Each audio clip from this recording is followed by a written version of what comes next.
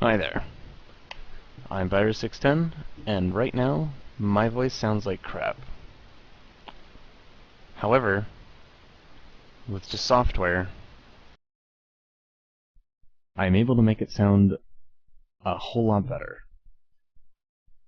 You need a handful of different programs, 3, I guess to be exact. One, you need VSTHost. It's the program you're looking at right now. What it is basically a software sound mixer. You give it some input, it does something with that input, and then it outputs it somewhere. What it outputs has to be sent somewhere, and obviously you can't send it back to your microphone because that would just loop over and over again. So you need something like VD audio, which is a virtual audio cable. You can see it here. I'll have links in the description if you want to download this. It's free. It's donationware. If you want to donate, you can. You don't have to. I'm sure the developer would appreciate it, though. What this is basically it's like a mock sound line that it just installs onto your computer and works as if it were, you know, a microphone or speakers.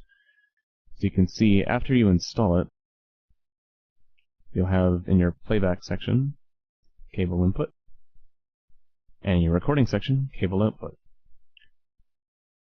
It's the data goes to both lines. It doesn't seem to matter, but you'll notice my default device is set as the cable output because I'm currently using VSTHost for my microphone. So once you've got that downloaded, you just click download. It'll, you know, ask you to open up a zip file. You can extract all this to a folder, run the setup, it'll install, and that's pretty much all there is to it to install your virtual audio cable, VD audio. You're going to need plugins for VSTHost. The Reaper plugins are free, and they work wonders. They've got a compressor, which will prevent your volume from getting too high if your, you know, voice is volatile. Equalizer for boosting certain sounds. I don't know what this is, to be honest, but it's amazing. It gets rid of the noise that you heard at the start of the video. I will show you how to use all of these things. Well, all the ones that I'm using, anyway. Gate is just a noise gate. If volume reaches a certain threshold, it turns on, otherwise it's off. And some other stuff that I've honestly never used. Anyway, you just download that. Click the download for whatever. That does support, you know, OS X, but I think VSTHost is Windows only. So for this, you know, I'm going to assume that you're using Windows. Download that. It'll ask you to install it somewhere, and make note of where you install it, because you're going to need to know that when you open up VSTHost, which is here. Website honestly doesn't look that great, but the program works wonders. Basically all it does is takes plugins and, you know, uses these plugins made by other people, some are free, and modifies stuff, mixes audio. VSTHost x86 works on 32 and 64-bit versions of Windows. That's what I'm using. I'm on Windows 7 64-bit, and it works fine for me. So I've got, you know, an array of plugins all used to make my voice sound better, instead of sounding like this, which sounds absolutely abysmal. It's awful. It's horrible. There's hissing. There's, like, here, let me just toggle, if you'll allow me, the audio on and off so you can hear the hissing when I'm not speaking.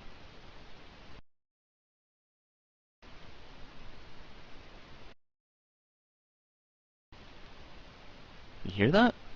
Ugh.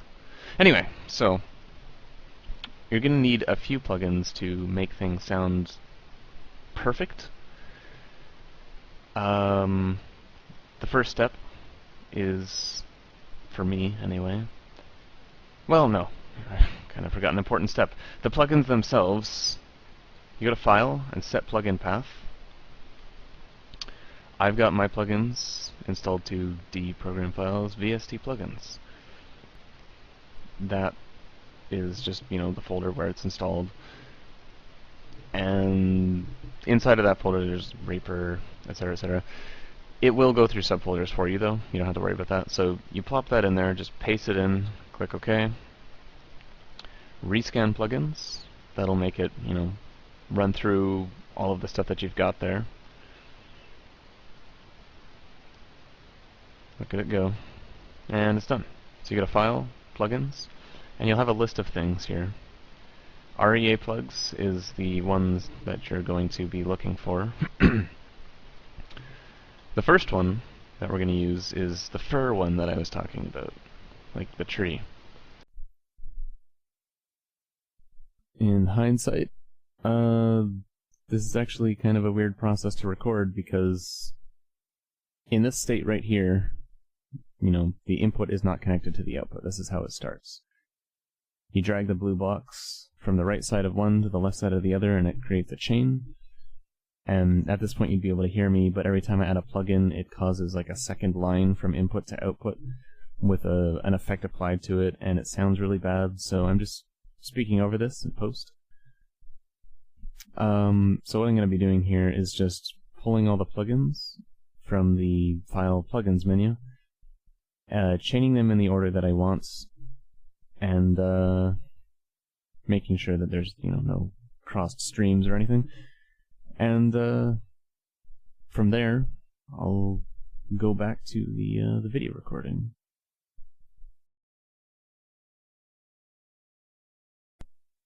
Alright, so I'm unchaining the endpoint, the output, just because I don't want it chained to the start. I want it chained to something later on. So I'm going to keep unchaining that as I add things. I've added the fir plugin.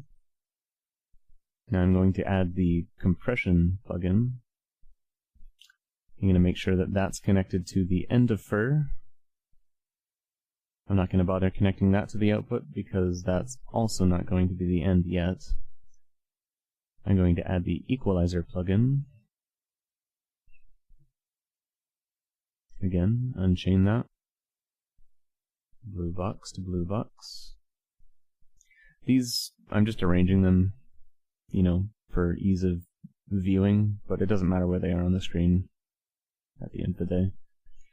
This is the gate plugin, which is the noise gate, and that's what I'm going to connect to the output.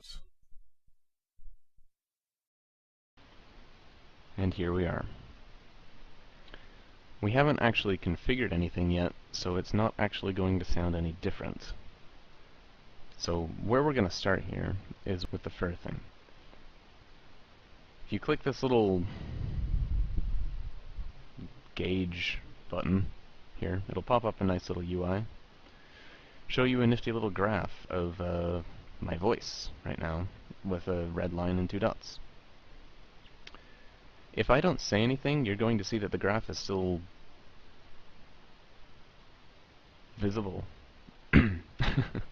That's all the background noise. It's pretty bad, all that background noise, as you can tell. So we're going to get rid of that. And what we're going to do is we're going to draw a line here right above it with the mode set to subtract. Now how this works is everything underneath the red line will get cut out. So once I change this to subtract, you're not going to hear me, and this bright yellow line is going to be gone. You're only going to see the faint one because there's not any real audio happening.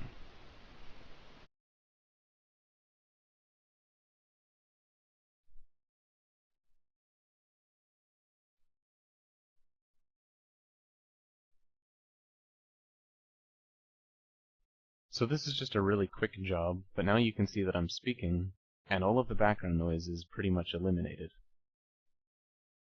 because when I stop speaking, the noise that is there, the hissing from my microphone, is all completely underneath the red line, so it doesn't get through. So this is a huge, huge, tremendous improvement already, but there's still more to be done. The next one is the compressor. What that does is it limits how loud the output is going to be. You can see over here that there's a bar that represents how loudly I'm speaking, and it tends to stay in a pretty normal range, but I'm going to raise my voice here and you're going to see that this is going to spike really high. Now I'm speaking really loudly! See? I guess that wasn't really loud. I'm not a very loud speaker. But, you know, it was 50% higher, and that kind of, this stuff hurts people's ears, and you want to keep a consistent audio level, because if your audio levels are inconsistent, you laugh really loudly, people are going to be like, wow, dude, you hurt my ears, that's not cool. So for me, my preferred settings are attack at 0 milliseconds, precomp at 0 milliseconds. Precomp is basically, it'll delay how long it takes to... It basically just pushes the output back a certain amount of time. Like, you'll see... Yeah, I'm not gonna... Don't worry about it. Just don't worry about it. It lags your voice. Attack is how long it takes for it to come into effect. For me, I get very abruptly loud sometimes, and I want that to happen instantly. Release is how long it takes to fall off and come back to the normal volume. If you have that set to 0, and you go loud and then you become quiet, it's going to have that kind of... It's going to jolt from being cut off to not. So if you have that set to something like 100, it'll quickly fade from quieted back to unquieted, to use existing words, in 1/10 of a second. Ratio is how drastically it lowers your volume, and your threshold here, this vertical bar, is, you know, where it comes into effect. So I'm going to hike my ratio, because I'm a quiet speaker. I'm going to hike it up to 25, and you're going to notice it's not actually doing anything, because my voice is not coming anywhere near the threshold. So I'm going to bring this down to just above my normal talking level here, and when I speak at a normal volume, it's still going to be perfectly fine.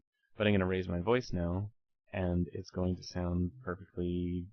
Well, it's not going to be perfect, but it's going to be not drastically louder. It's not going to hurt your ears like the previous thing may or may not have done. So now I'm speaking really loudly again, and you notice it barely went above that thing. It normalizes your voice a bit. There are more options, but I'm not going to go through with them, because honestly, I'm just going to try to get you to the point where I'm at, and if you want to mess around with it to get a more tailored effect to your desires, then that's cool. So yeah, there's a compressor. Now if I speak really loudly, it's still going to be relatively normal volume. Next up is the equalizer. Click the gauge again. We've got this little line here. Yep. What I'm going to do, because my voice is, it's not super low, but it's obviously not going to be in the 20 kilohertz range. That's like the really high-pitched, ear-rippingly unpleasant to hear stuff. I'm going to bring my lows up a little bit. It's going to have the effect of slightly muffling me, but it's also going to boost the volume, the bass, a little bit. So, first things first, I'm going to raise the bandwidth of items 1 and 2 here. Bands, as they're called. So this is going to make them a little wider. Pull this up to here. Pull this up to here. Now, I'm certain I sound a little more muffled now, which may not be ideal. Maybe it's not even necessary for you. It certainly helps for me, though. If the bandwidth is low, you'll notice it doesn't have as much of a pull to it. As you can see, it kind of increases the region that dot affects. So with that, my voice is now white noise free because of the fur. It's got a limit to how loud it can be, which is great for me because I have a volatile volume of voice, and it's a little more bassy, which is good because I'm kind of a quiet speaker. The gate is just a gate. It's basically, this is a door. It either lets something through or it doesn't. So if I be kind of quiet, you'll probably catch the occasional thing from here. Like if I just shut my fat mouth for a second, you're gonna notice the yellow line comes up occasionally because sometimes something kind of squeezes past.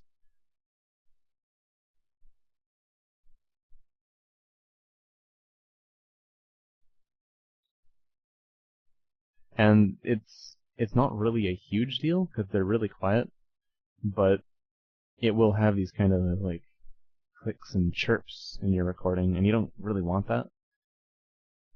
So what you're going to want to do is just be quiet for a little bit and see where this green bar, jumps up to occasionally.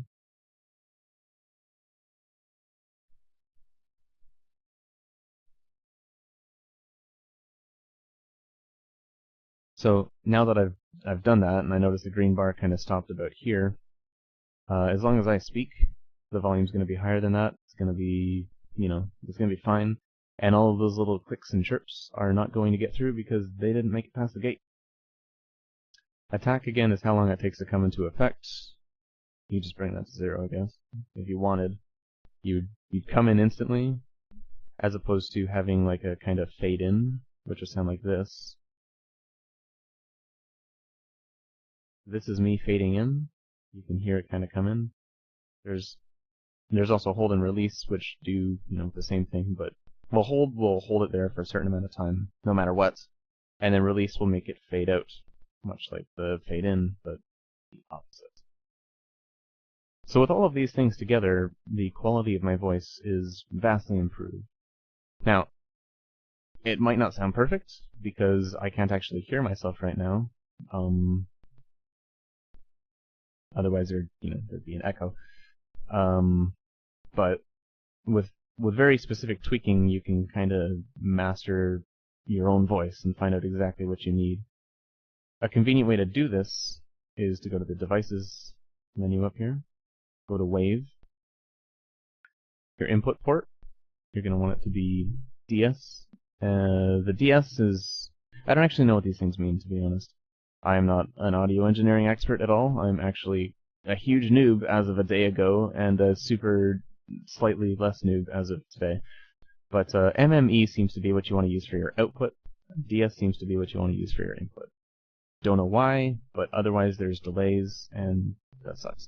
So DS microphone is what I'm using for input. And for output, if you set your output to speakers,